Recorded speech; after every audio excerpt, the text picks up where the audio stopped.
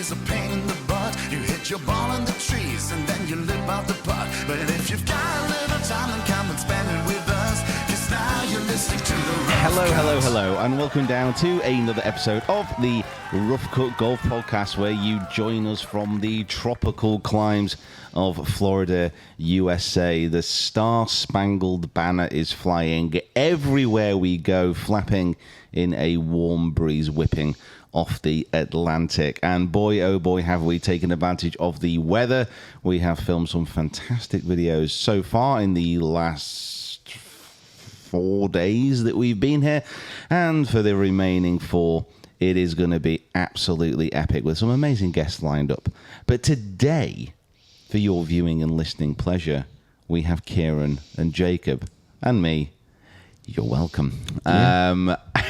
We're over here been over here for a bit now, 10 days in total, filmed with Grant Horvath, filming Micah Morris, we're filming with some tour pros, we're filming at some amazing venues as well before we head back home into the wind and the lashing rain, which I'm not entirely looking forward to. Yeah, you say that though, but I've seen that it's actually quite nice when we've gone. Not in St Andrews, it's not. Yeah, not in Scotland. Yeah, but we're not in St Andrews. No. No, we're a long way from St Andrews right now. We're a long way from home. It is, yeah. It's biblical. Did they actually manage to play in the Alfred Dunhill, or did they finish it off today? They're finishing it today. Yeah, if you're not seeing any of the pictures from St Andrews, from Carnoustie, it is absolutely drenched. Whenever you close a links course, you know that the rain has come down. It's wet. Yeah. It's like the Swilkin is like nearly sort of Overflowing. yeah. It's like Burst underwater. Yeah, burst the banks. Yeah. I think as we speak, Matt Fitzpatrick was like 2 shots in the lead. Right, okay. No, that's good. Yeah, I know he was leading after the first round, but I must admit, over the last few days, we've been so in-depth into filming, I have not looked at any of the scores. It's a combination of, like, we've been very busy, but then with the time difference, I just kind of forget. You just assume that everything still works on UK time, or at least, like, when the Premier League games kick off, I'm like, why are they all playing at 10 o'clock in the morning? I mean, we are going to be getting into viewing golf on television. Yes, we are. Very, very soon. And why? Well, Rory and Tiger might just be breaking professional golf in 64 pieces, which we'll get into in a moment. But we have been very busy over here. Where have we kind of filmed that so far? So today we're going to go play the park. Yeah, very excited about that. Which looks unreal. Yeah. Public course, which I'm very, very excited about. Potentially the best public course in the USA as well. In the entire country? In the entire country. Wow. Which is quite cool. The US is big, you know that, right? It's really big. Like, we were doing... How big is it? Oh, like, really big. Really, really big. Like, we were... Scientific term. Yeah, we were looking at... we were watching NFL yesterday and kind of... We were going through teams and like where everyone's situated and stuff like that, and just the sheer distance between all of them is just unbelievable. And congratulations, by the way, for getting your NFL team nailed down. Thank you very much. Thank you. I'm very, very excited. I've followed Miami Dolphins on Instagram, TikTok, Twitter, or X as it is now. I'm gonna. You're I'm fully going invested. balls deep. Yeah, I'm in. So I'm gonna learn everyone. I'm gonna learn all of the quarterbacks and the tight props. Can you name any players right now? I can't name nothing. Okay, no. Okay. We've got some work to do then. So we've got some work. So we're going to put in some time. We're going to put in some effort, and we're going to make it work. Okay. Wow, Yeah. It's just absolutely inspirational. Yeah. You are a dolphin. You're a porpoise. Yep. I'm excited for that because I wanted to pick a team where I knew that like there's a potential that I'm going to go there. I was looking at Kansas City, but Kansas City is smack bang middle of it. You hate Kansas City. Yeah.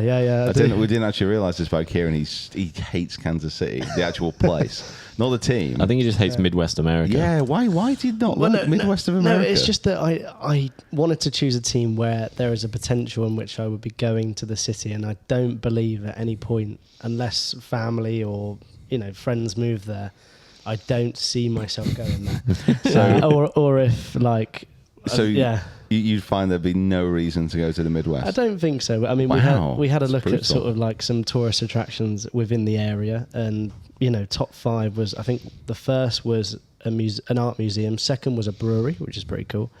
And then like third was, I think it was the train station. The train station. Yeah. And then it was, I don't even think Kansas City was like the stadium. Arrowhead was on there. Yeah. Was it? Right. It's fine. Listen, if you don't want to go to the Midwest, I'm sure no one will hold it against you, apart from the major population centres of the US, which are in the Midwest.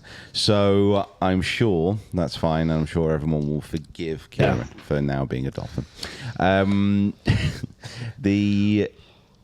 did we go yesterday? What was the place we went to first of all? Drive Shack. Yeah, Drive Shack. Yeah. Oh, Drive Shack. Well, we did have an NFL Sunday yesterday, but I must be honest, Drive Shack, I was expecting a little bit more of a Top Golf vibe. Yeah. And it didn't quite hit the spot for me. I kind of want to give it the benefit of the doubt. I don't know, just maybe the day and the timing, and I don't know, it feels like there's no reason for it not to have that vibe. It just wasn't busy. It just didn't have the vibe. No one was there. but especially that there's no Top Golf in Florida or like in this Jupiter area. You'd think that it would just clean up. You know what I mean? I don't know. Yeah, just it was weird. Wasn't a huge fan. No, I'm not going to rush back. And it was a first with the taps, the beer taps. Yeah, oh yeah. Well, the beer taps they said they were running hot. Yeah, so they couldn't serve any draft beer, which is just completely, as far as I'm concerned, nonsense. Like it doesn't make any sense at all. Then you have that guy at the end of the bar who just like won't shut up. Like all for talks to people at the bar, but when it's empty and you've just got one nutcase in there, it's like, man, just trying to talk to everyone, anyone who will listen. Basically, very loud and echoey in there. He's a fellow Dolphins fan though, so I can't. is that why you picked? Respect my brother. Is that why you picked that guy? Respect my brother. And then went into West Palm to Duffy's. Yeah, Duffy's pub. Duffy's, which was interesting. That was better. Yeah, that was better. Had many a chicken wing in there. We ended up in there quite a while. Yeah. We're definitely in there for 4 hours because that's how long the poll was running to pick your team. Which team you were going to pick. It was interesting just sitting there, just watching the sport, because we had a few other kind of American sports on as well. And then the announcement came through that the new TGL League has got a deal in place now, signed sponsorship with ESPN. So, TGL. Now, I'm going to reel off what this is, because this was announced kind of last year after the Tour Championship in Atlanta. So it's a joint venture between basically Tiger and Rory. There's a few more businessy people involved. But it's their idea to bring together a number of different tour pros. So we'll get the teams up kind of in a second, but a number of different tour pros to play on a Monday night in a 2-hour slot on what is effectively a massive simulator with an indoor kind of pitching, chipping, putting area surrounded by a stadium so fans can come watch. It's going to be over 2 hours. It's going to be data driven, and it's going to be smack bang prime time location now, we know, on ESPN and ESPN Plus in the US. Yes. Now, everything about this is very, very US centric. Yep. As far as I'm aware. Yeah. I mean, the players that we'll get into later, they're obviously mostly US based anyway, so kind of having that kind of base for them to come back to after, if they've been somewhere in Utah playing a PGA Tour event or whatever it might be. So there's somewhere that they can all come back to, and then they know they're going to be filming in this one place. We just decided to kind of look into it a little bit more after we heard the news, and we haven't really spoken about it that much really on the podcast. And the complex that they're building is 5 minutes down the road, or that was the other thing. Like the actual complex that they're going to be hosting this in is just down the road. And I don't think it's much of a coincidence that a lot of the players who've signed up for this so far are based in and around in Florida. Yeah. So what it's basically going to be 6 teams of 3 PGA Tour pros competing. This is kind of a quote directly from them. 6 teams of 3 PGA Tour players competing over 18 holes on a data-rich virtual course complete with tech-infused short game complex. Each team will play 5 matches during the 15-week regular season. The events will take place on Monday throughout the year. It will be a league format, which drew criticisms and accusations of hypocrisy from Live Golf, apparently. which you can maybe understand a little bit. Yeah, but anytime that there's teams and a league with golf-related stuff now, it's always going to be brought back to live golf. So it's kind of difficult to get away from that, I think. Yeah, very true. And what the idea with this is, it's going to be changing. First of all, changing when golf is shown in a live sport environment. So it's going to be smack bang in the middle of the evening for US audiences, rather than being obviously filmed and played throughout the day. Yeah, from 7 a.m. to exactly 7 p.m. Which is, if you are going to watch golf, is one of the issues, because that's when most people are at work and yada, yada, yada. Now, is it a good idea, first of all? I'm going to sit on the fence for a second, because I know that Kieran's quite excited about this. Yeah, I think it's the idea of it I really enjoy. I've always said that from sort of like the live golf perspective of the team aspect, I really enjoy that, and I enjoy that they've also got that involved as well, and incorporated that. I've always wanted that to potentially be on like a PGA Tour side as well. But I really like it. I really like the players that they've got. It's not like they've got some really hard hitting people in terms of the big names of Tiger Woods, Rory McIlroy, John Rahm, Justin Thomas, like big players, which will automatically draw people in.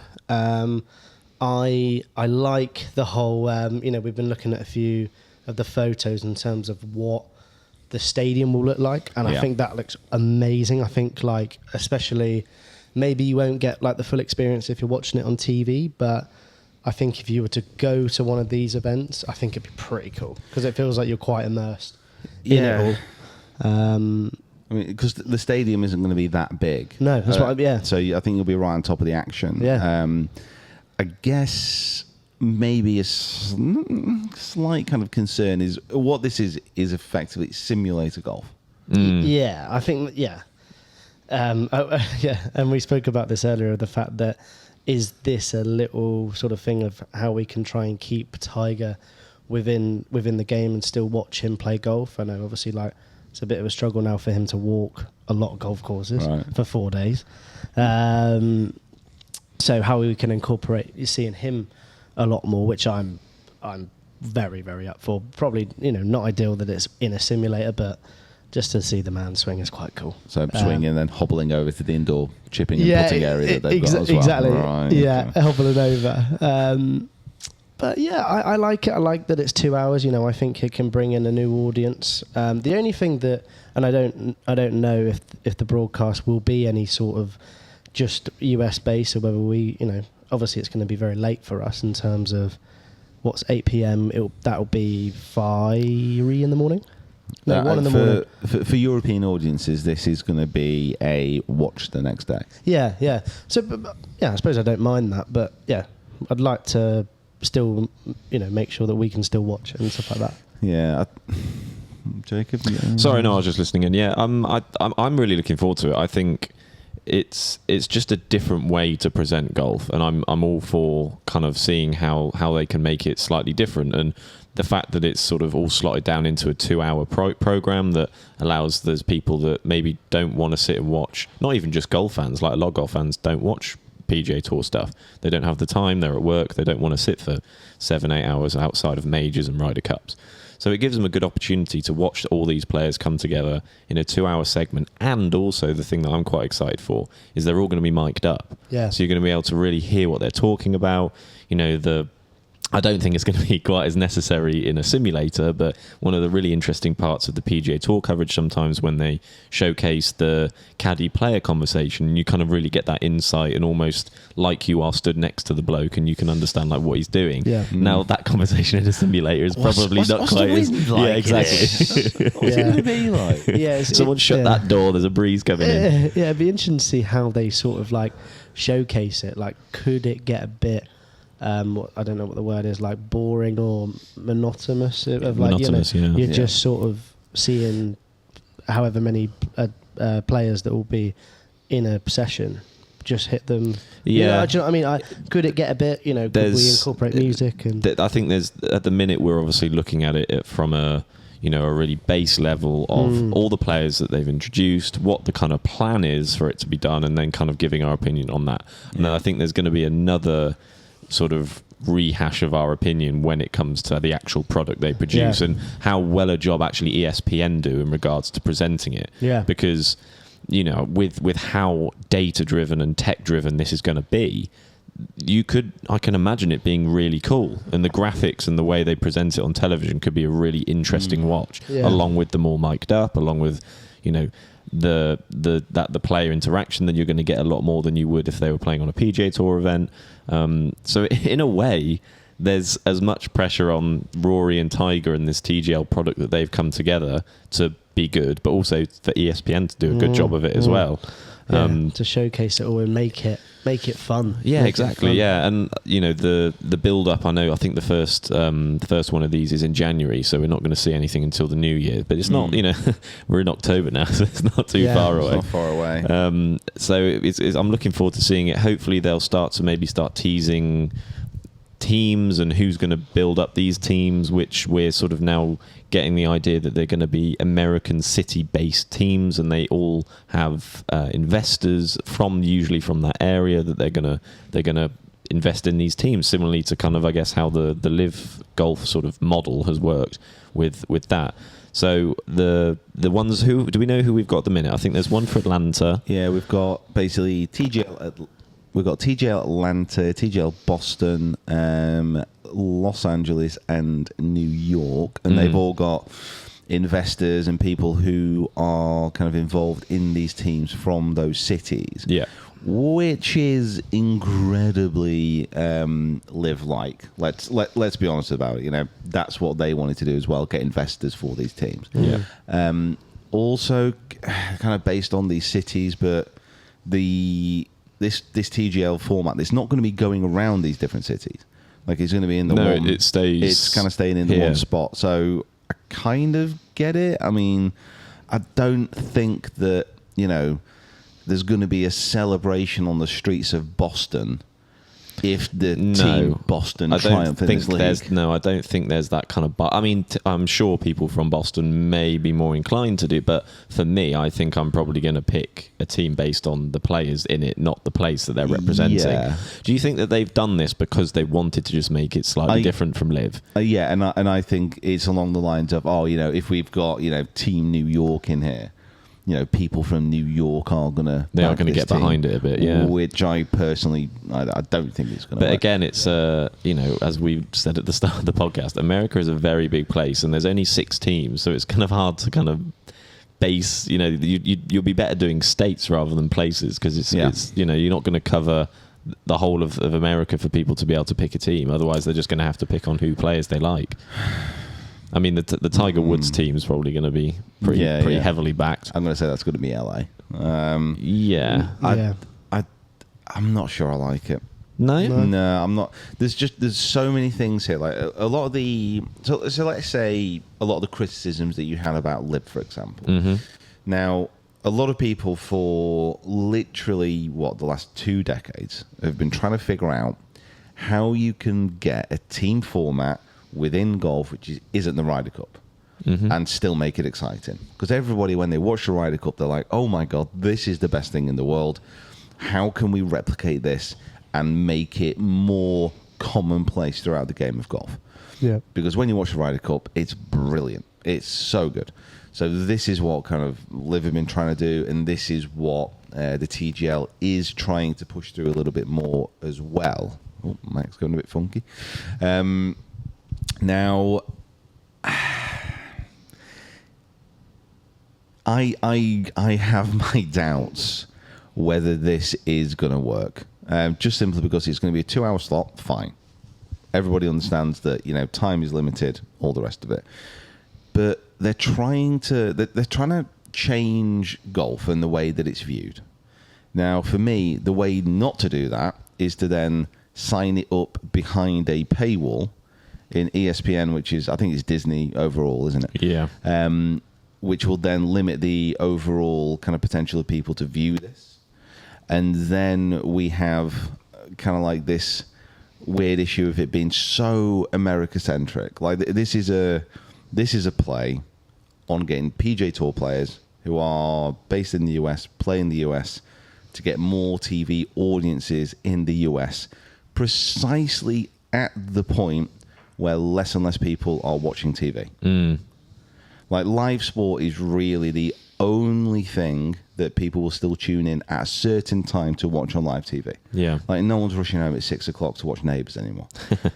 It's not the world that we're kind of living in. So I don't really see this having that amount of pull. I might be wrong, and it's going to be interesting to see how they actually run it when they start to kind of play. But I mean, we have all watched sports in the US. Now, I don't think that it's going to be too controversial to say that when you watch a sports program in the US, the ad load is so heavy it makes you want to punch yourself in the face. Yeah. Especially golf. Yeah. PGA Tour coverage is... It stinks. Yeah. Like, it really stinks. We're obviously not used to that in terms of, obviously we watch all of our sport on Sky Sports and stuff like that, whereas like over here it's quite sort of second nature, and I don't fully know kind of the how much like people watch TV now in America. I've never known, so I don't know if it's still like a really big thing, because like you say, over in the UK I'd say that TV is dying in terms of, always, like you say, being that demand. TV's dead. Yeah. TV is dead. Yeah. It's gone. But is it... UK, I agree, but is it still the same in America, would you reckon? Yeah. I don't think there's anyone who's, like, not watching everything on demand. Yeah. Like, no one's like, oh, God, the movie channel is releasing its new movie at 8 p.m. tonight. Let's all gather around and watch it. Yeah. The TV is just, it's not, people don't watch TV program anymore. They'll only watch live sport. Yeah. Like that's the only thing you're tuning in for, really. Yeah. I'm generalizing a bit, but if it's not 100% there yet, we're talking in the next 4 or 5 years, it's going to be completely gone. So there's something, I don't know, there's something about it. And I think it goes back to one of the big criticisms about LIV is that it doesn't matter. It's an exhibition type of tournament where people are getting paid a lot of money to play, being forced kind of into this team environment, and then trying to make it exciting.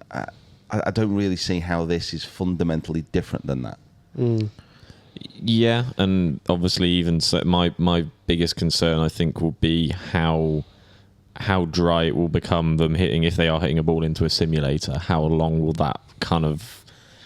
that will lose its charm, I think, for what, maybe one or two of these. I think to start with, it will be an interesting thing, and maybe some sort of jovial jokes that can be made about it, and the players get involved with it. But like after watching it 5 times, and they're still hitting into this same screen, and it's the same setup, and all they're doing is changing the golf course on. Yeah. And we've played on that sim back in the office hundreds of times, and I know that you can shoot 5, 6, 7 shots under your handicap because you don't get the lies, you don't get the wind, you don't get so there's so much more to it, where actually it kind of becomes we talk about the PGA Tour and American courses being target golf, or this can be target golf plus. It's kind of... I reckon if they sign me up, I'd have a good chance. I reckon I could represent Team Boston. There you go. Really well. Yeah. The players have actually got signed up so far. Obviously, you got Tiger, you got Rory, you got Rahm, Justin Thomas, Ricky Fowler, Colin Morikawa, Matt Fitzpatrick, Justin Rose, and the Schauffele, Max Homer, Adam Scott, Billy Horschel, Tyrrell Hatton, Tommy Fleetwood, Shane Lowry, Tom Kim. These are players who you would actively want to watch. Yeah. I think the players are brilliant. Yeah. Yeah. That is something which I have to say I think they've done really, really well. They've gone out and got the players who are in the news a lot and who are popular with the fans. So and also I think will buy into it and be interesting to watch and hear if they're all going to be mic'd up, and you kind of get that insight. Like there's no way that there's some certain players on the PGA Tour that wouldn't buy into this at all, whereas I can see Hatton and his persona, obviously being very dry and very angry, but getting involved. I can see Lowry really getting involved with it. Yeah. It's definitely something they've done well, for sure, is they've picked the right people. Whether now, like I say, to see how they kind of get pushed into their teams of three, whether it's already kind of decided behind closed doors, or if they're going to go a Rose, Hatton, Fleetwood, English team, but they have to represent TGL Boston or whatever it might be. So I am quietly optimistic. I think I'm a little bit more positive about it than URP. I think there's some level of intrigue for me, but I really need to see the product before I kind of allow myself to get fully into it. Yeah, it just feels like, and maybe this is an overall concern, and Rory and Tiger are playing a part of this. It just kind of feels like golf is just fracturing a bit. We've had a stable element in golf for the last, God knows how many decades, as far as the majors, your special events, your Ryder Cups, your President's Cups, and that kind of thing. And then you've got the European Tour, DP World Tour as it is now, and the PGA Tour. And that was kind of it. Now, there were problems within these tours. Let's not pretend that it was incredible the way it was. But now we've got, obviously, a bit of a splinter off with LIV. Players have left to go play there. You've got the PGA Tour and the DP World Tour forming this kind of strategic partnership, which, as far as I'm aware, basically means that all the best players are just continually getting sucked over to the US. Yeah. That's basically what is happening, because there's bigger money and all the rest of it. And then you've got this, which is another side shoot. In the background, you've got this ongoing attempted merger between LIV Golf and the PGA Tour, which might not be happening now. Well, they've got till December to get something sorted. Yeah, which isn't long. It just feels like, I don't know, Tour Pro Golf is in this like really weird spot where people are not overly bothered about anything that's going on, except when you get to the majors, except when you get to the Ryder Cup. Yeah. I try and think if there's any kind of correlation with like other sports that have sort of done a similar thing. And my closest thing that I can kind of think of is in the UK with cricket, when we had our traditional, in the county setup anyway, not international, but you had your 4-day format. You've had all sorts of one day. You've had a 40 over cup. You've had the Royal Liverpool. What's it called? The 1 day cup. I can't remember who it's sponsored by. And then you had the T20 Blast. And then they've now decided to introduce this 100. And they, in a lot of people's eyes, it kind of seemed, well, you have that T20 product right there that you could just invest more money in, make it even better, franchise it up potentially, because that was just the way that things were going in cricket, and you could have really kind of influenced and pushed that through a lot more. But what they decided to do is still keep that and actually now diminish it less, because they've introduced this 100 format, which they put more money into and they're really, really pushing and promoting. And I think that's still kind of in this, people don't really love it, some people like it, but it brings more people in. And this is kind of how it feels to me, is that it's an opportunity for other people outside of golf to come in and watch it, because I think a lot of my mates will watch this more than they'd watch a PGA Tour event. Okay. Yeah, that's what I was going to say, was that obviously we like that 100. Like, I've spoken to a lot of people, a lot of cricketers. Cricketers don't like the 100 because it's it's a 5-ball. You could either have a 5-ball or a 10-ball over. Very, very odd sort of setup about that. But they've pumped all this money into it, so it has to work. Like all these investors, all of the people behind it have to make it work. And apparently it's a great spectator sport. Apparently it's a brilliant day, because you watch the women and then you watch the men. I think this can have a very similar feel. Like, for example, me, I wouldn't sit down and watch, like, I really struggle to even sit down and watch a 7-hour coverage of the Masters. I struggle to do that, because I can't sit in one place for more than an hour. Just leave. Exactly. Yeah, You can't say that. No, but you know what I mean. It's like the Masters. Yeah, I know. It's just anything. Like, I'll come back and do it, but like, I can't. Me myself, I can't sit down and sit on my ass for 7 hours. You know what I mean? Youth. I know. Kids. So I know, literally. So this is what I mean, is that everyone's now used to TikTok, everyone's used to sort of like those having these sort of quick releases of watching little videos, that sort of thing. Now this being like a 2-hour video, 2-hour schedule where you get to watch the best players in the world. Obviously, only hit at sim, but I think it could be really cool to watch, and especially go to as well. Like what I spoke about earlier of like how immersive it looks and how it feels. Like you've got the sim there, then you've got like in the middle of it this green with bunkers all around it, and then you're sort of you have the whole crowds going round. Like I think it will be so cool to go to. So yeah, and I feel like they've got to make it work because they're clearly pumping a lot of money into it, and I think that they're obviously going to be getting this ESPN deal. I don't think we know a figure of how much this is, how much this deal is, but I bet they made a pretty penny from it. Yeah. So at the end of the day, everyone's just trying to make money. You know what I mean? Yeah. Like, I think and again, and this is one of the reasons why often, like team sports only work when you have fan backing. yeah, Without fans behind a team, it's completely pointless. Yeah. And we see this all the time. The reason the Ryder Cup works, for example, is you have passionate fans coming together to cheer on your team. The reason the NFL teams work, the reason the Premier League teams work, your football teams in general, it's all about the fan base. If you take the fan base away, that's just people playing each other for money at a professional level. yeah, Without the fans, it's not going to have that excitement level. So for me, it's like it's not going to have that drama. It's not going to have that reason for actually being invested and watching. You can watch the Masters and you can get John Rahm win, and it's fantastic for him, and you can get behind it because it's an event with the history and the prestige, and you're not really bothered about people winning the money at the Masters. What Yeah. you want to see is them get a green jacket.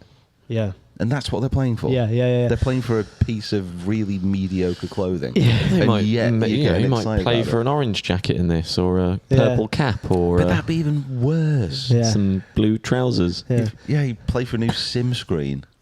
They don't need that. Like, But do you think that they are bringing on these players because also, yes, there is going to be this team element of like Boston and all this, but will people just go? I mean, because Tiger's there, I genuinely will only be going to watch it. of course, yeah. So like, there's yeah. that element of right, cool. There's a team aspect to it, but really, I just want to see the best players in the world play golf. You know what I mean? Like, and Yeah. and like you say, get them mic'd up. They might do some.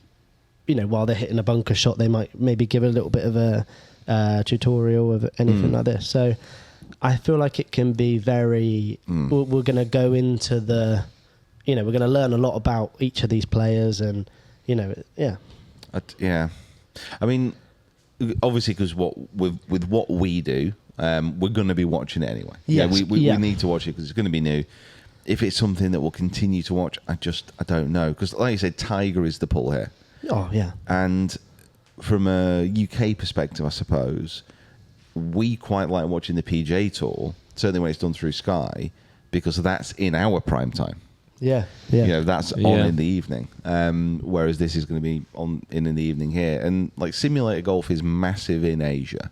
That's with the Golf Zone simulators and all that kind of stuff, it is absolutely huge. Yeah. So there are examples of it being able to work, but yeah, I think whenever you do introduce teams and there's no backing behind it from actual fans, it doesn't mean a thing. It doesn't mean anything. In a golf environment, team sport outside of putting a country as the team, it's always difficult because it's an individual sport. Like at the end of the day, the way ththese guys have come through and the mindset they've had coming onto the PGA Tour is I have to beat every other person in this field. Now, as we've seen with the Ryder Cup, with the President's Cup, we do see a good job of players coming together for one cause in regards to Team USA or Team Europe. But as you say, Tommy Fleetwood is not going to care about representing the city of New York with Billy Horschel and Adam Scott in a team and really kind of buy into that. And then that's the same with all the people in New York. Like, they're not going to really necessarily think, oh, well, I'm going to support that team. And because Tiger Woods is there, it's going to be very difficult for, I think, for a lot of people to not root for him. Yeah. So yeah, I'd love to be able to find if there's like a die-hard Crushers fan. Yeah, and I don't reckon there is. If there's anyone out there who's just like a pure, just I love range goats till the day I die. But same with the 100. Like, I bet there's no Manchester originals. Yeah, there's no. So like these things, I think are truly there just to try and get people into the game. You know, that people, you know, people getting into cricket. I know we'll keep using this example, but they're not going to sit and watch the 5-day Ashes series. You know what I mean? Or they might, but like they're not like really going to do that. But they might watch a 100 baller. Yeah, because that takes an hour and 20 minutes. Yeah, you know whatever. What I mean? Yeah. So these guys, or the people that they might be attracting for this, aren't going to sit down and watch a 7-hour coverage of a PGA Tour event, but will sit down and watch a 2-hour coverage of the best players in the world, you know, hitting and like talking to them. Like, Will they though? That's what I'm. What will it bring in? People? Yeah, I don't really see why it would. Like, apart from getting to watch Tiger, I don't really see how this attracts a new audience. I think we're also looking at it from a, you know, we are golfers at heart and we work in the golf industry and we are, you know, within the sort of 25 to 40 age range of people that want to kind of still watch. But you'll have the other end of it that will be more like the purists who don't want to kind of see golf go away from what it was. Yeah. But then you've got people that are younger than us that, you know, the way they kind of, you know, it still amazes me to this day, really, with YouTube, the fact that people will still sit and watch someone play a video game for 3 hours instead of actually playing the video game yourself or whatever it might be. Yeah. So I think there definitely is some kind of scope for the way that things are necessarily going. That I think there is a market for it. I really do, and I don't.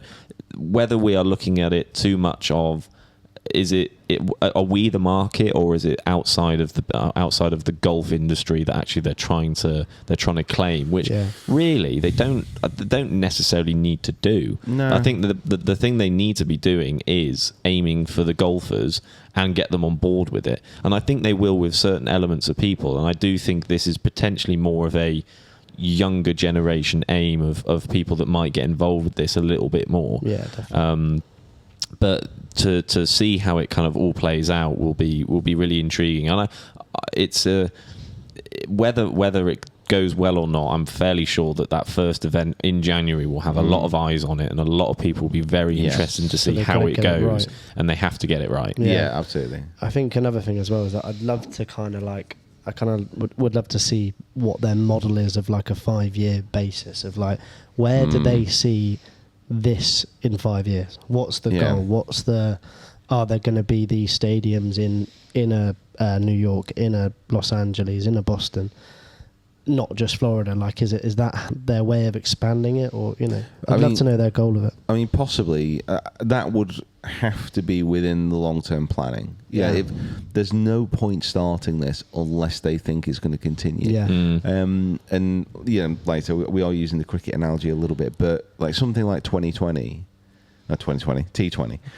Same thing. 2020 vision.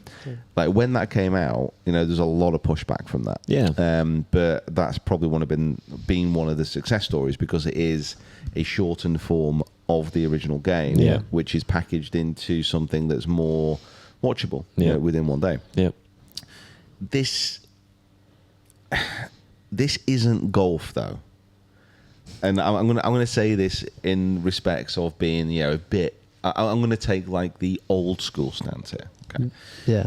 One of the best things about golf, and one of the best things about watching the very best players in the world play it, is they get in situations on the golf course, which they don't get into when you're in a simulator environment. Yeah. Yeah. No, and you touched on that. That's what I'm saying. Yeah. You just there's so many things that come from playing actually on a golf course compared to and you get to see these beautiful places. You're looking out into golfers on a sunlit course, fingers crossed, if you're not at the Alfred Dunhill, you get to experience these things with the players, and the fact that you get to go play those courses potentially as well. It's just you're out in the open, you're out in nature, you're out challenging yourself against the elements in the golf course. And yes, it takes a little bit of time, but that's what makes the payoff rewarding at the end. Yes, we're living in more of a culture now where instant gratification is often pushed on you more than actually just allowing something to develop over a period of time. Which is understandable. And we all do it. We all death scroll through Instagram. We all do it through TikTok. Everyone watching this will know. But that doesn't make it better. That doesn't make the products overall a more rewarding thing. But I do understand, getting all these really good players in one setting together over a shortened period of time with a new format is cool. But if they're building a facility and they want it in prime time, why don't they just build an incredible night golf course? What? Indoor? What, and then like an just like outdoor. a normal course. In Florida, outdoors. Yeah. An incredible night golf course. Like a I mean, that would be epic. Keep this format by all means. Like, make it a little bit different. Like, do it over one night. If it's 2 hours, cool. Let's make it most realistic. 3 hours. Could maybe do 18 holes. There's a shot clock. I don't know. Shot clock, carts. So something like that. Just make it a little bit more what golf actually is. This would be like cricket coming out with we're gonna do a T10 game, but they're gonna be in indoors. A simulator indoors. Yeah, in sixes. Yeah, an AI bowler is going to be throwing the ball down, and you're going to whack it into nets around the stadium. The more I think about it, it's a great idea. Let's get it going. So there's things fundamentally about it that I don't quite agree with. It'd be interesting to see. Obviously, they've got those from the pictures. There's going to be like a green and the bunkers all around, which looks pretty cool. But I agree, obviously the drives will be alright, but like you say, like around the greens of or the second shots, like it will just be a bit samey. I know I've seen on Instagram where some simulators have those things where you can sort of like turn. It has this bit that you hit off and it turns to you have the fairway, then you have a rough, then a deep rough. Like I don't know whether they'll have that, but I imagine that if it's going to be a tech-infused short game area, yes, it's going to be. Oh, it'll be best of the best. I'm sure it'll be very interesting. And it'll be adaptable. I wonder if like the way they go about it as well. With obviously they've kind of said that it's going to be. I think they've said that it's going to be 18-hole kind of matches and things like that. But if they just eventually then kind of waver into sort of like a mini game element to it, where there's kind of a breakdown at 9 holes where they go and have a short game, chip off or putt off or bunker shots, and they have targets on the greens that the ball finishes in and you get 20 points or that kind of thing. If they kind of bring anything of that into it as well. Do you reckon that power play? Yeah, exactly. Yeah. Obviously, I imagine we are quite close to it right now where we are. Yeah. Do you reckon we could go see it? Do you reckon it's being built now? It's being built, but it's not built yet. It's not built. Right, I think it's on the grounds of a local college. I think. Right, yes, I think you're right. Yeah. I'd say we could do a bit of snooping out, bit of research, a bit of investigation work. I mean, if it's a success, then I will be the first one to watch it and go, you know what, I'm really enjoying this. But I've got my doubts. This is where I'll leave it. Okay. This because I imagine this is what's going to happen. So you'll be playing like a par 4 in the sim. You'll tee off. You'll hit the fairway, and you'll be on the fairway bit of the mat.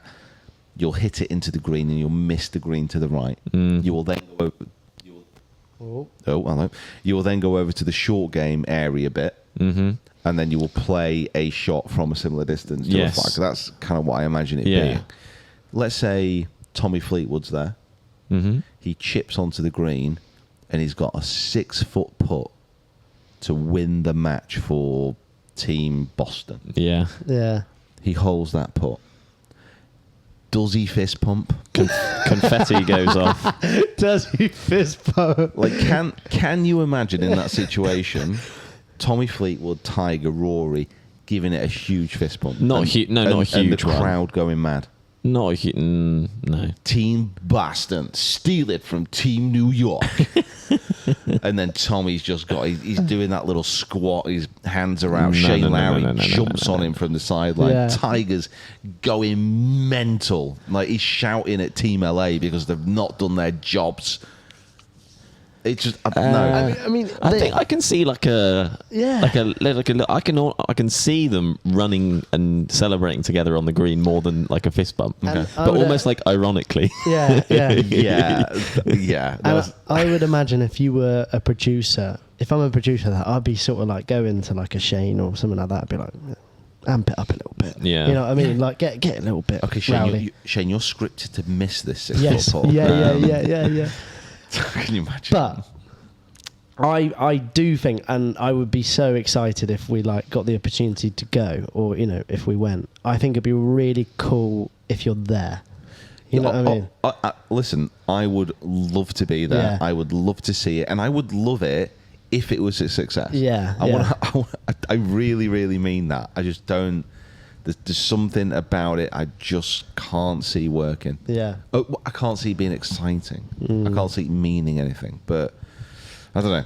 I'm more than willing to be wrong. Yeah, and is there going to be, just trying to think, ways in which it can become a bit more meaning for the players in terms of, is there going to be any sort of like prize money, sort of monetary value of like winning it? They'll have to be. Yeah, they'll have to be. I'm sure it's the only reason they'd have signed up. Oh, yeah. So that's what I mean. They would have obviously probably got like a signing fee of joining the tour, but then is there going to be like a, could Tommy Fleetwood have this 6 foot putt to win $1 million because he's won the whole event, sort of thing? You know what I mean? I think that the monetary rewards for this will have to be. It'll have to be in keeping with the fact it's going to be a 2-hour. Yeah, it's not. I don't think it can't be significant money. Over the course of the season, maybe it's back ended with a little bit of bonuses as well. But it's got to be enough to keep the players interested. But we know now from the PGA Tour Championships, from Live, whatever. Everybody understands now that your golf fan, the person watching this, doesn't give a crap about what money that player is winning because it means nothing to them. Yeah. Dave from Dorset watching Tommy Fleetwood knocking a 6-footer for 500 grand. Yeah, but for him to win a certain event in a that is of high capacity, like to watch your favorite player win a major, or for them to, if it's their first win on the PGA Tour, it's about that moment of them doing it rather than he's won the Sanderson's farm, but also he's won 1.5 million. What do you think Tommy Fleetwood would trade? A league victory in the first season of TGL or an Open Championship? Oh, well, obviously league win. Do you think that Tommy Fleetwood would not burn this new stadium to a ground with a flamethrower if he Just could to win a win the major Open. championship? Yeah. Right. Like they're not gonna do that. But Billy Horschel, like we know, we spoke to Billy. He really wants to play in the Ryder Cup.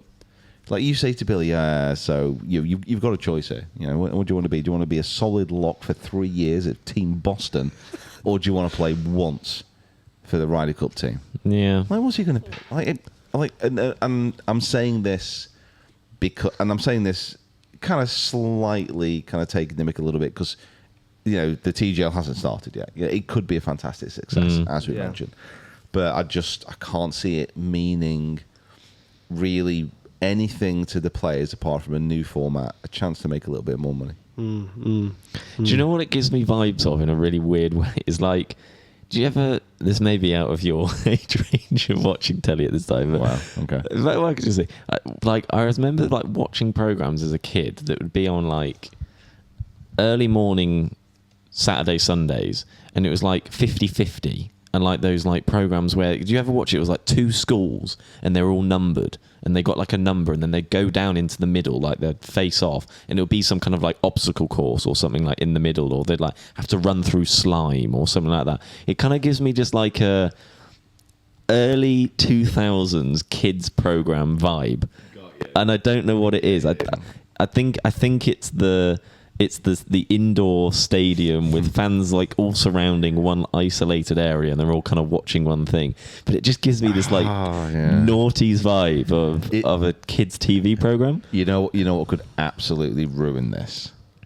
Because they're gonna have to get a presenter in. Yeah. This is another thing. Just imagine, like you said, like imagine they get Anton Deck or like someone annoying. The You know what I presenter mean? of this.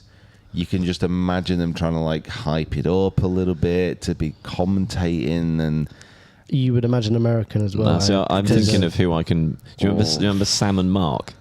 Sam and Mark. Do you know what? Did you watch? I didn't watch. Really? I really didn't watch my TV. Man. They did a program on like a Saturday as well. I think it was like TGIS or something like that, and it was Caroline Flack and then Sam and Mark. I can't remember what their surnames were, but they were get them two in.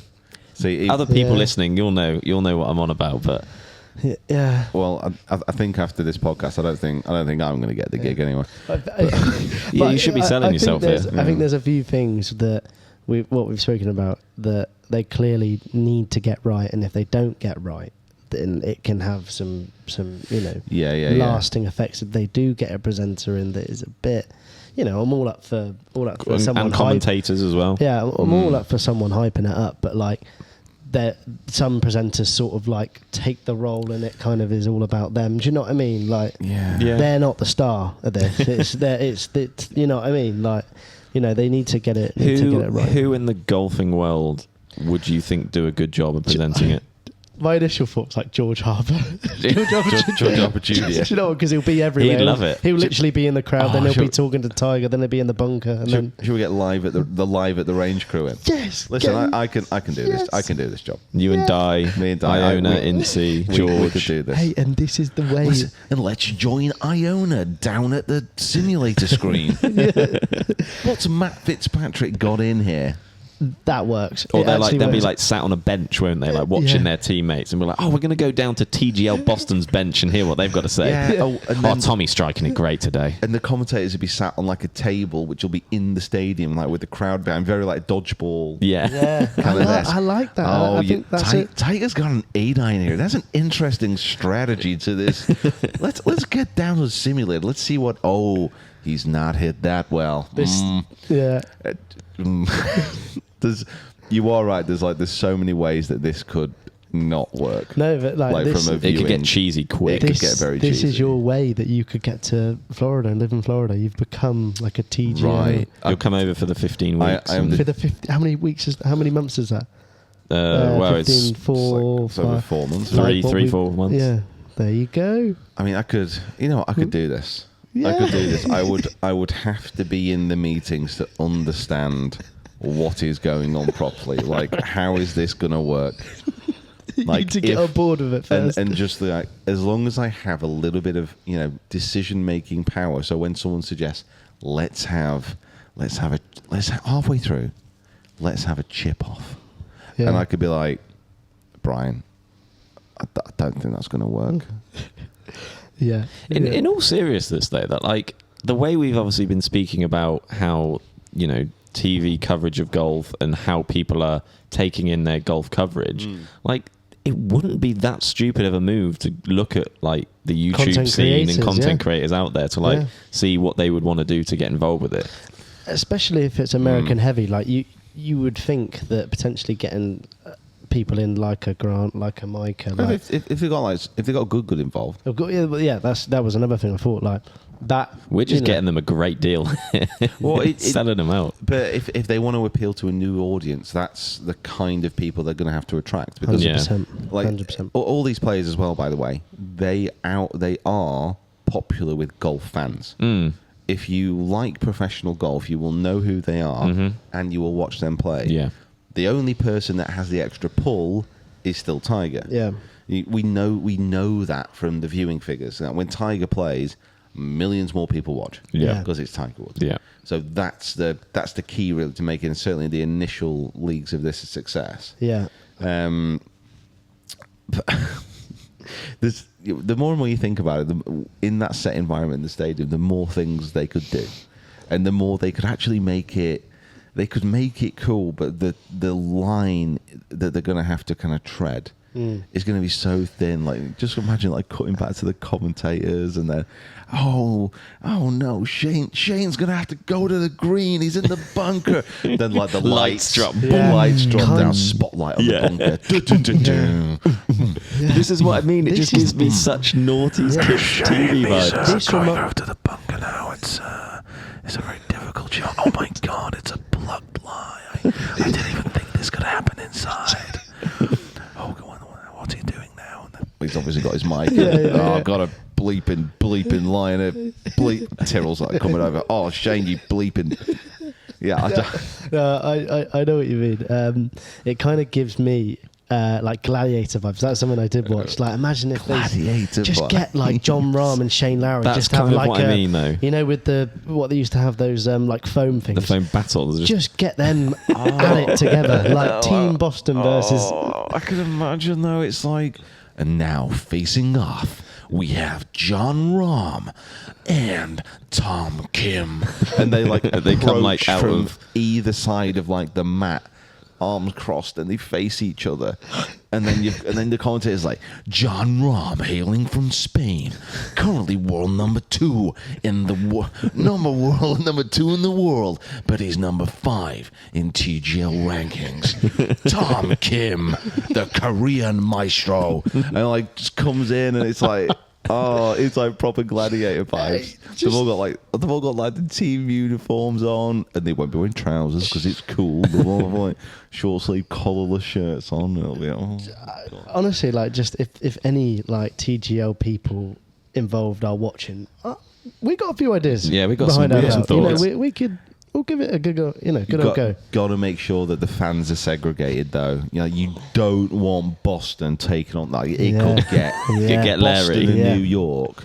Imagine the Boston Ultras of the TGL. This could get wild. You know what I mean? They need sort of to be in like sort of sectioned off like away ends. Sort of thing like that. I hope they have some safe standing as well. Just you know. Oh God, you're just there and you're looking over and. You know, Tommy's not performing.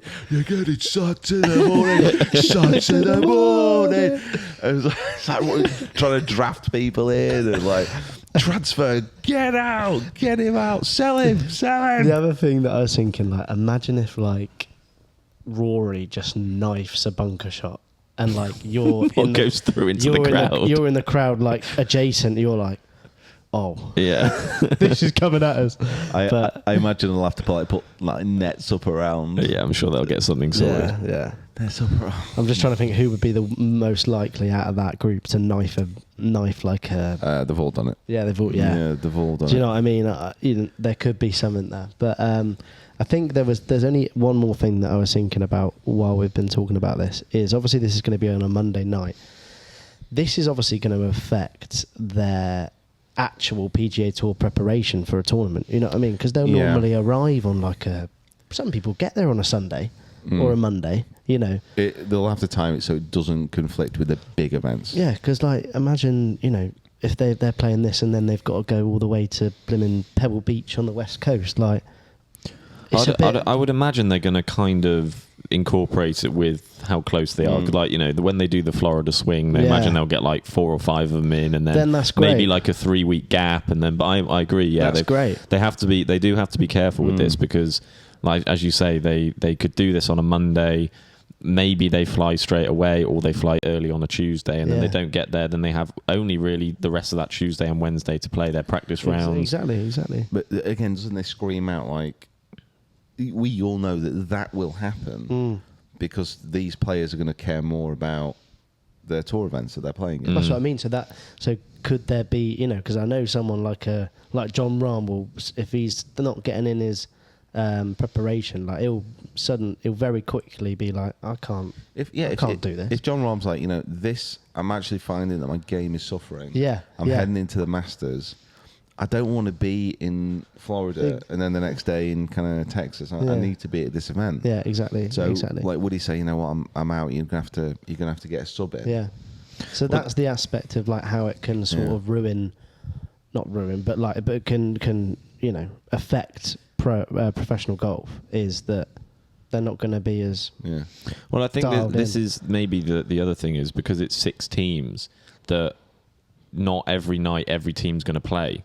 Yeah. So it will only be like 6 people are needed for like one Yeah. of the nights. potentially, yeah. It's So it'll only be like Boston versus New York for one, like just that one night. So the team, the Los Angeles team and the players that are involved in those, they don't have to be there. It's just like, oh, okay, if it's Tiger, Rory, and Justin Thomas versus Xander, Colin, and Ricky, they'll be the guys there, and then everyone else can be doing what they want. So maybe that does help a little bit. That Yeah. When is like the... Because I'm just thinking about this now, actually. What are you laughing at? just imagining some of the stuff they could do to the stadium. That's all. So say they're starting this in January and it's going to be a 15-week thing. That runs over the Masters. yeah, I don't know if it's going to be like it's full 15 weeks or it's just 15 kind of weeks of broken the up season. sort of Yeah. thing. Guys, you're gonna have to be here Monday of the Masters week. Exactly. Imagine John Rahm Yeah. about that. Like John Rahm is Now- going to have a... Now, John, as well, and it's Masters week, so we're celebrating. We're gonna have a slime aspect. So if you lose, the whole team is getting slimed. It's like, right, yeah. I mean, it's basically Nickelodeon now. Yeah, that was what I was thinking. As soon as you said like it's like a children's TV It just gives program, me it just gives me that vibe. I know, I can see it, and I know exactly what you mean. Yeah. Oh, Colin Morikawa has missed the green.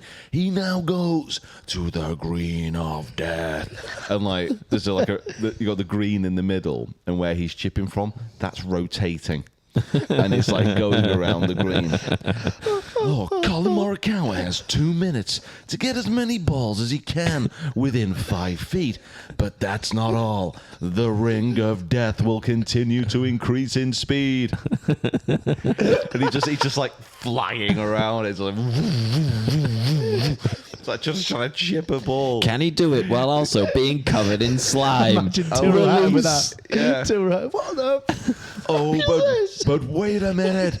Team Boston have unlocked the water cannon, and they're just blasting him with it as he's trying to hit these chips. I'd watch it. Just absolute carnage. And he's got like at the end, it's like, okay, here we are. It's Ricky Fowler. He's got a 3-foot putt to win the TGL Week 4 finale. And like, there's just a single spotlight on him on the green, and that's it. Just that, straight down on his head, like a shaft of light sent from the heavens, and it is just down on him and like played throughout the stadium. Just like just he's got his heart monitor linked up as well to it. Oh, I can see it. I think you're secretly really involved in this. I can just the thing. This is. With a stadium setup and the way they've got this set up, the actual possibilities of doing like all this stuff, they can. It depends. It can be done. It depends how serious that they're thinking of taking it. I just can't imagine Tiger Woods getting involved in the slime fest. Do you know what I mean? I know he's gonna have his hand on the lever. Yeah, Tiger. Sorry, I know you like invested in all this, but like the loser is going to get slimed. So you've got you got to get involved. Oh my god! Just like they're about to hit into like a simulated par 3, and it's just like, stop! It's bonus trivia round, and like Tiger's just at the side on a lever, and if you get a question, or just pulls it, and then Matt gives way, just dunks him into the slime pit. It's like, and there goes Justin Thomas in the slime for the 4th week running. I love it. I really do. I really do. Okay, you know what? This is going to turn into Takeshi's Castle and TGL. Yeah. Okay. And I think that's the way they go. At the end, they all in carts and they just spray water at this. The little small ring. screens, yeah. You know what? Chikesi's Fantastic. Castle, by the way, is the goat. Yeah, it's so good. That is the all-time goat. There you go. Isn't there a thing about like there's more people that have landed on the moon than one Takeshi's Castle? Yeah. Oh, That's what it's going to be like. This TGL is just going to be like survival of the fittest till the Yeah. end. It's going to be Hunger Games meet Takeshi's Castle. Teams are just golf. getting knocked out Yeah. till the last 2 stand. And like Crystal Maze, it's like, oh no, Justin Rose has missed another putt into the cage, and like just put him like in a little cell to the side. He's got to like watch his teammates, and it's Xander Schauffele. Would you like to keep your birdie or trade it to release Justin Rose? And he's just like there. No, save the birdie. Don't Go on without me. Go on without me. Don't worry about me. And No, we want to keep our team together. Yeah, Xander's like, we need a team. Like, we need a team. Justin's a great guy. Us guys at Boston, we stay together. Yeah, we don't leave anybody behind. Justin, Get you're out of that coming cage. out the cell. Okay, unlock the cell. That's suspended from the ceiling. Oh yeah, suspended. Love that. Love that. Right, yeah, well, yeah. this, Every, you know what? Right. Put him in the cell, and then the cell's suspended. It's slowly lowering, like towards a pool. Like fake alligators in there. Coming and snapping up. And it's like, and he's just like getting slowly lowered towards it. It's like, oh my god, Matt Fitzpatrick. If he did, he's got 40 seconds to hold as many 3-foot putts as he can. If he doesn't reach 20, the cage gets lower, and then just lower. And it's like, it's just, oh, you know what? I can see it. Let's do it. I think in this hour we've all fully come round on it. I have come full circle. And if, like as Kieran said, if anyone's listening, we are fully. We can be some soundboards. We can come in and do some meetings, and we'll give you some ideas. We can 100%. Is there anything else we need to cover? Do we want to talk about Luke List winning on the PGA Tour? Yeah, he won on the PGA Tour. There we go. Very good. Well done, Luke. Yeah, well, that's all we care about. Do we want to talk about the TGL anymore, or do you think we've got enough? I mean, apart from coming up with some more amazing ideas, Which we could do. We could do, but I feel like it would then go on for another half an hour. We do have to get to the golf course. Another hour. Yeah, easy. Oh my god, that wasn't planned, by the way. So if anybody has any new ideas to contribute to the TGL message board, join our Discord. I'm sure we'll have a new clubhouse there. With you know what? That's great, right? What I want people to do is either if you're in the Discord, get in the comments of the Discord and come up with your best like silly ideas for the TGL, or if you're listening now and you want to get into the comments, and then the next podcast we do, or we'll introduce it and we'll read out some of the best ones that they have. Oh god! I'll collaborate some together and I'll put it together and then I'll bring them to you guys and Mick hopefully, and then we can go through them. How's that sound? Yeah, absolutely love it. Okay. Oh, I've got no.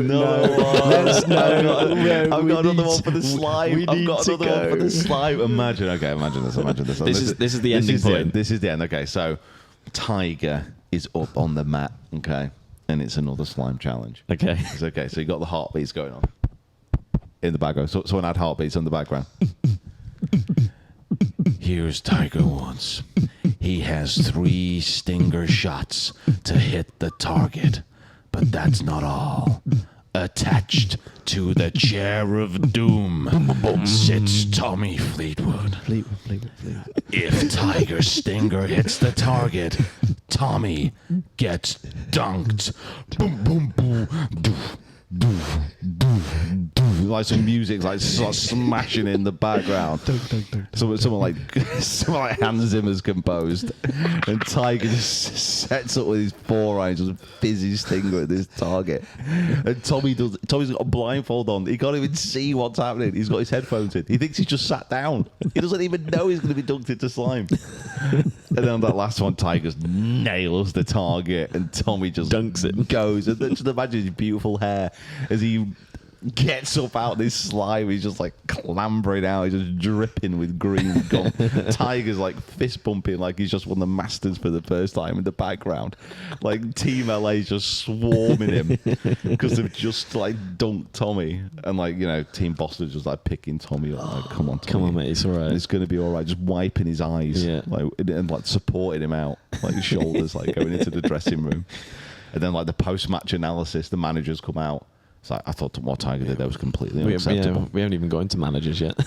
Yeah, the coaches, team coaches, head coach of Team Boston. Well, what did you think of that match? I just think what Tiger did was completely unacceptable. Now, I will love it if we beat them. This is a gentleman's game, and I think that was absolutely disgraceful. The fact that the referee didn't pull Tiger up on what he did there. Yeah. Just get Neil Warnock in. I would die for you, fellas. I'll come in, week out. So, thanks very much for watching. Thanks very much for listening. We are off for a brainstorming session. Maybe we should start a think tank for the TGL. I think it'd go down an absolute wonder. It's beers and ideas for TGL now. Love this. Every Monday. If you haven't already, please subscribe to the YouTube channel and follow us on your favourite podcast provider. Guys, it's been lovely to chat to you today and to put the worlds to right, because I am now convinced that the TGL is going to be a massive success with slime. I could just see, like, in January, just like head producer Peter Vicks, and everything you hear in this podcast is just going to come to life. Sandy and Chip doing As the commentary. Yes. There we go. I'd say it would be cheaper. Yeah, we would be cheaper. Honestly, like, first episode I'll do free, and then we can talk. When we can talk. Okay. Cool. Right, guys. Thanks for watching. Thanks for listening. We'll see you next time. See ya. Bye.